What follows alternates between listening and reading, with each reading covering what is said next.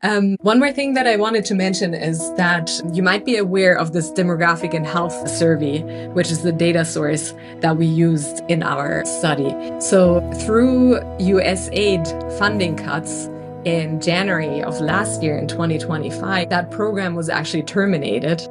And that meant that most data collections were stopped. If you go to the Demographic and Health Survey website, you'll see that for 15 countries, there is still ongoing data collection, but that is now because a Gates grant has provided funding for 3 more years since July 2025. But the program is actually terminated, and that is only a temporary solution. The study just underlines, as has previous research, that pregnant women are very vulnerable to the effect of extreme heat. So we really need to scale up investments into protecting pregnant mothers from the adverse effects of extreme heat. And there's also concern that in India, these changes in the sex ratio might be driven by changes in healthcare access. In our analysis, we couldn't identify evidence for that, but that should be investigated further.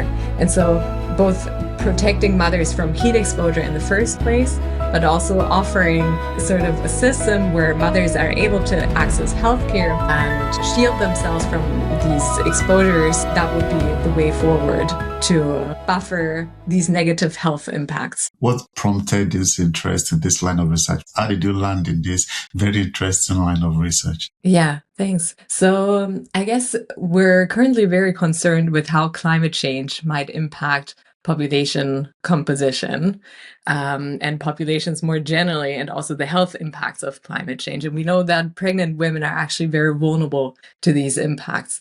But really, there has been very little research compared to, environmental migration and heat exposure affecting mortality. We know very little about how heat exposure actually affects pregnancy. And at the same time, we actually do have some evidence that could point us to a link that's interesting. So we see that extreme heat increases the risk of pregnancy loss. We know that on the one hand. And on the other hand, we also know that extreme exposures in the in utero period can change the sex ratio at birth. And so what we did was kind of to bring these two ideas together and to ask whether heat exposure during pregnancy can also change the sex ratio at birth through pregnancy loss. But then we're also considering that actually heat exposure might not just have health effects, like these very direct biological impacts on health through pregnancy loss, but actually mothers might also change their behavior in response to heat exposure. So that's sort of the broad idea where we came from.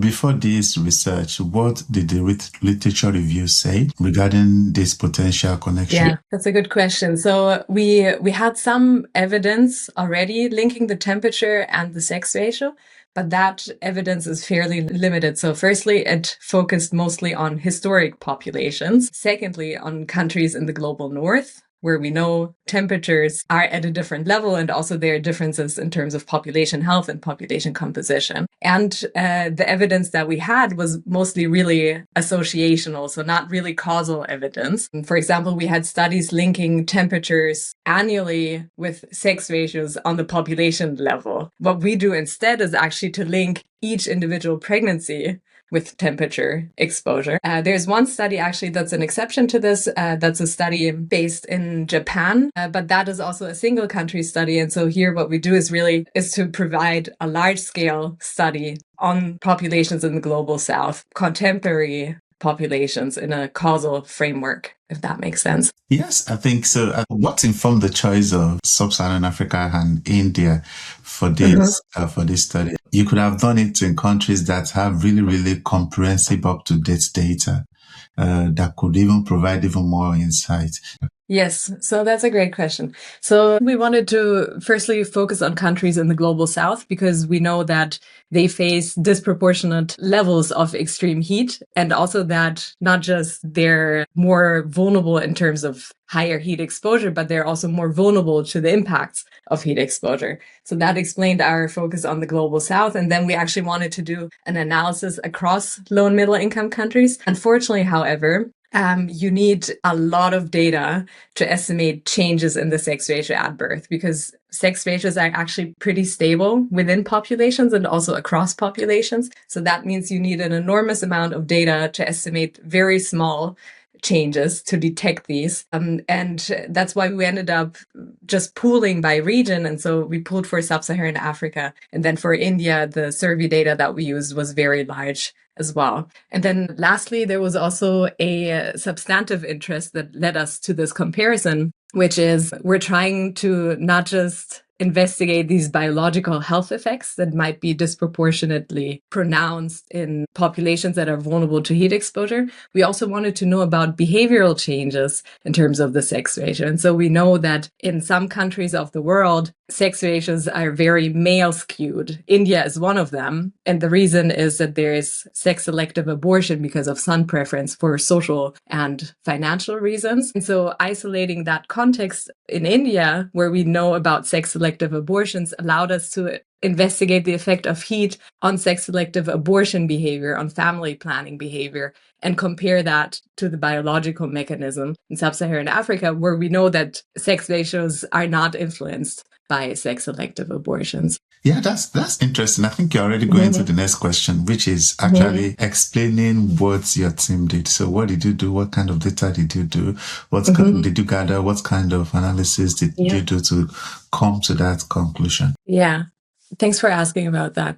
So what we did was we used the Demographic and Health Survey Program. So the Demographic and Health Survey Program is a large-scale program that has provided survey data on respondents in reproductive ages, females in countries of the Global South, and actually more than 90 countries since 1984. And the advantage of these surveys is that they're cross-national and they're harmonized. So that means they're in the same format, which allowed us to pool the surveys for several countries. So for Sub-Saharan Africa, and also compare that to India. And the big advantage here is that we actually know the location where the mother is being interviewed, and we know whether that is also the location where she lives, and we know how long she has lived there. And so that allows us to have a point location. So we get the latitude and longitude information for that residence location. And then we can link temperature exposure for each individual birth, and we know when the birth happened. So on the one hand, we have this time information on when the birth happened, and we have the location information that allows us to link temperature to each birth. And then compared to, so if you're using registered data or vital registrations on births, what you would be lacking here is the information on socio-demographic characteristics of the mother. And that information is really important for us to be able to disentangle this biological pregnancy loss mechanism from the sex-selective abortion mechanism. And so yeah, we used 5 million births. I think I didn't mention that before. India is a country, Sub-Saharan Africa is a continent. Within Sub-Saharan Africa, we see lots of countries that are actually entirely different from one another, especially in terms of structure, in terms of composition, even in terms of geolocation, character, that will make extrapolating, making a generic conclusion for a big region in compared to a country. So how do you justify that? Yeah. So this is a really important point that you're bringing up. So what you're saying is that we have so much variation or heterogeneity within the Sub-Saharan African continent, or the sample that we're using. And the same actually also applies to India, right? It's a large country. There are many different ethnic groups, religious groups. There are different climates within these populations. So there's actually a lot of differences between individual subgroups, whether those are social subgroups or geographic subgroups. And you're pointing to a major limitation, which is that we had to pool these countries together because we needed that large sample size to be able to identify these effects. Because what we need to do is basically we want to, when we measure the effect of heat exposure on the sex ratio, there are several things that we need to control for, which is seasonality. So there could be seasonality in temperature, there could be seasonality in terms of births, in terms of health, and seasonal patterns could differ on the subnational level, right? In addition, there could be annual trends or annual shocks that we also want to control for. Those could be also on the country or subnational level. And so what we do is we use something called fixed effects to control for these. But that means we're introducing a lot of controls to the regression to really estimate the causal effect, because otherwise there could be the risk that some of these confounders not just impact the exposure, but also the outcome. And then we would be attributing the effect of temperature on the sex ratio to actually one of these confounders that is introducing correlation, but it's really not because of temperature, if that makes sense. Now let's unpack the results. I think we've talked about all the embellishment, all the issues around the research. Let's talk about the result now. What did you find? So we run the analysis separately for Sub-Saharan Africa, where we expect this biological health pregnancy loss mechanism, and India, where we expect the sex-selective abortion mechanism. What we find for both contexts actually is that temperature above 20 degrees Celsius decreases the probability of male birth in both contexts. And we find in Sub-Saharan Africa that this is the case for temperature exposure in the first trimester of pregnancy. And so that sort of points us to this biological health pregnancy loss mechanism, because we also know that most of the pregnancy losses that happen in every population, they happen very early on in pregnancy. So the timing is like sort of pretty good evidence here. And then in Sub-Saharan Africa, we're asking the question also, which subgroups of the population are most vulnerable to these heat impacts? And we find that these are women with lower educational attainment in rural areas and women of high maternal ages. So these tend to be anyway riskier pregnancies. And here we see that these subgroups are unfortunately disproportionately vulnerable to impacts of heat, because here the male birth reductions are most pronounced. Then for India, we're finding that male birth reductions actually appear in the second trimester of heat exposure. That would be when women are most likely already aware that they're pregnant. And we're also able to isolate the timing when we run this by monthly exposures. We find some suggestive evidence that this is really concentrated from, I should look this up, but we say it in the paper, I think around 14 weeks of pregnancy. That's exactly when ultrasound technology is able to detect the sex of the offspring. So here we have a different timing, not the first trimester, but the second trimester. And then we check which subgroups again show the largest reductions. And we find that these are very high order births, fourth births and higher. We find it's births by mothers at very high maternal ages. And we also can investigate in India differences between northern states and southern states. In northern states, those are actually the states with the strongest sun preference norms, where we observe the most skewed sex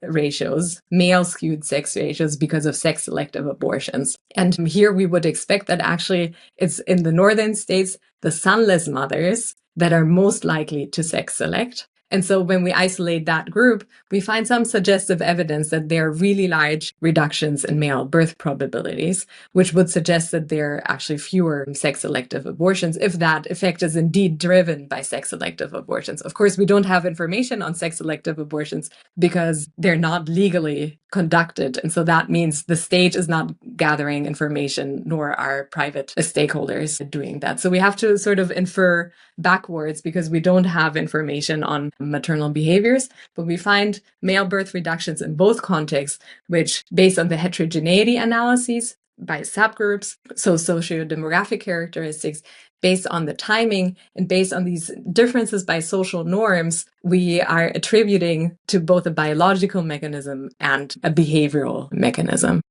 Thank you for that extensive explanation. When I saw the result, this was a question that came to my mind. I said, is this something that is unique to these regions or something that is made profound because of the quality of the healthcare system?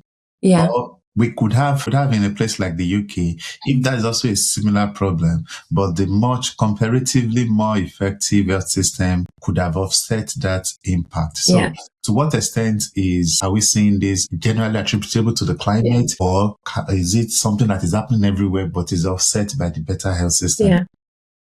such an excellent question. We're having the problem is always that we conduct a study in a specific context and we want to know, does that also apply what we find? Does that also apply to other contexts? So the main thing I'll have to say here, it remains up to empirical investigation. So we need further evidence on this, and it hasn't been done yet much, as I said, mostly in historic populations in the global north, and really more associational studies. So we would benefit from more rigorous studies with high quality, large scale data in other contexts. But you could think of different reasons why you might suspect such changes are happening or not happening. So what you mentioned is the healthcare system, and that is important because antenatal care is able to detect and address pregnancy complications, right? So that might be relevant, and also access to antenatal care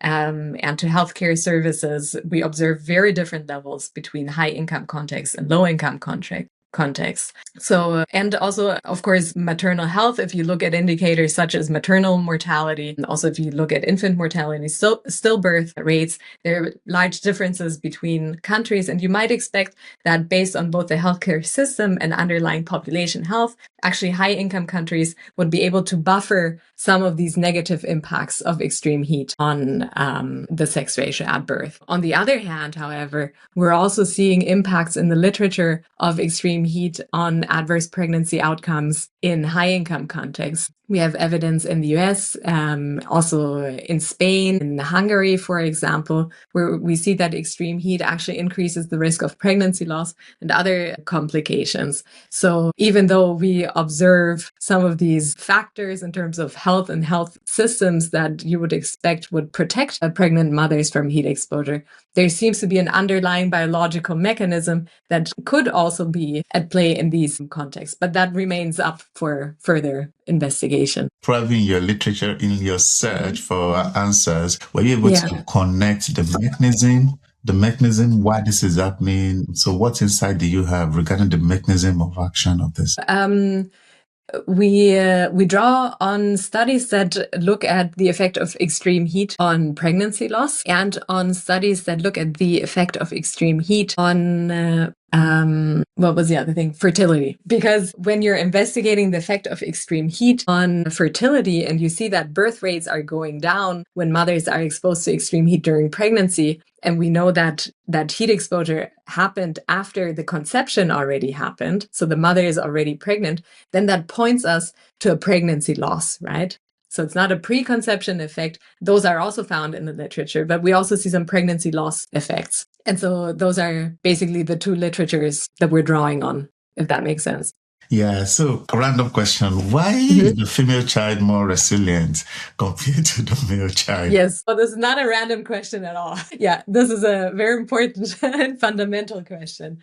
So there's something in the literature that we refer to as the frail male hypothesis, or the Trivers-Willard hypothesis. And so that's an evolutionary argument where the idea is that males are more vulnerable in utero, which helps in the long term to increase reproductive success. So the goal of evolution is to increase reproductive success, so to have as many offspring as possible that are able to produce more offspring, right? What we know is that males have the highest mortality rates, especially in infancy, but throughout the life course, really. And so that means a male that is weak is actually the least likely to produce further offspring because they require higher maternal investment, so they're very costly for mothers, but also they have lower chances of surviving. And so the idea here is that environments that offer a lot of environmental stress, it might actually be those weak males that are the least likely to offer further offspring. And so hence they're being selected out early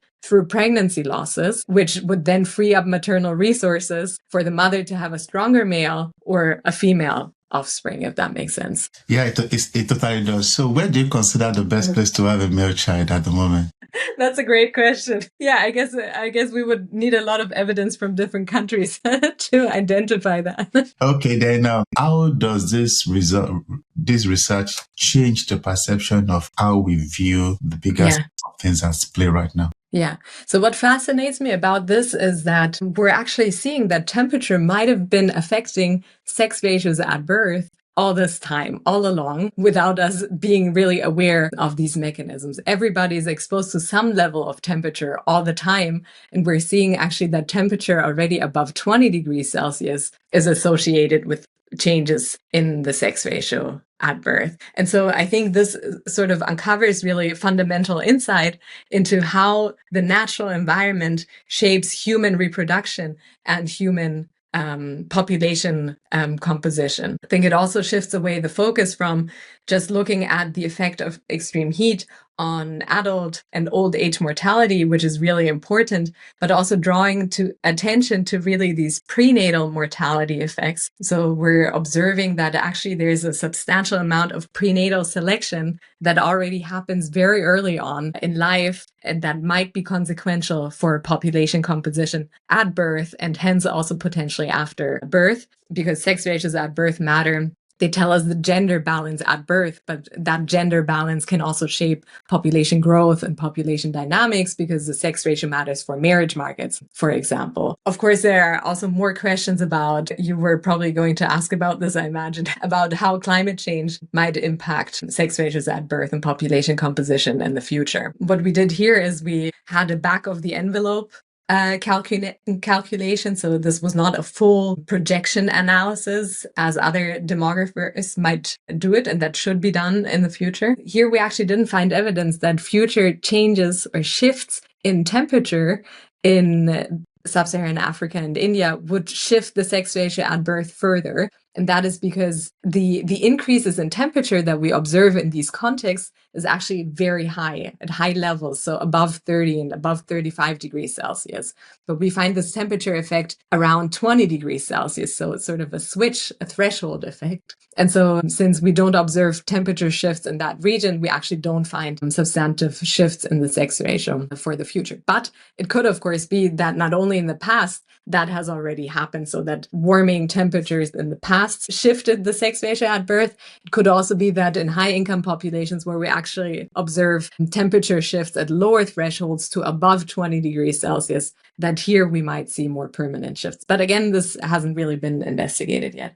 And then I think we are starting to see that actually we really need to pay attention to how pregnant mothers, but people in general, really adapt their behavior and their health behaviors to extreme heat exposure, because that can not only shape health, but it can also change population composition. Yeah, thank you. I think you've answered the question I had. So the very last question is, how do you hope the result will be used, and what is next? I guess the study just underlines, as has previous research, that pregnant women are very vulnerable to the effect of extreme heat. So we really need to scale up investments into protecting pregnant mothers from the adverse effects of extreme heat. And there's also concern that in India, these changes in the sex ratio might be driven by changes in healthcare access. In our analysis, we couldn't identify evidence for that, but that should be investigated further. And so both protecting mothers from heat exposure in the first place, but also offering sort of a system where mothers are able to access healthcare and shield themselves from these exposures, that would be the way forward to buffer these negative health impacts. Yes, thank you very much. That's an interesting research. Great. Cool. Paul, can I just tell you about one more thing that I think is important in this research? I really appreciated your questions. They're great questions, and I think you really got it all angles of the article, probably. One more thing that I wanted to mention is that you might be aware of this demographic and health survey, which is the data source that we used in our study. So through USAID funding cuts, in January of last year, in 2025, that program was actually terminated. And that meant that most data collections were stopped. If you go to the Demographic and Health Survey website, you'll see that for 15 countries, there is still ongoing data collection. But that is now because a Gates grant has provided funding for 3 more years since July 2025. But the program is actually terminated, and that is only a temporary solution. But that's really important because the DHS is really one of the most crucial data sources that we have in low and middle income countries. Like a lot of the child and maternal mortality estimates we wouldn't have. We do so much population monitoring in contexts that are data scarce.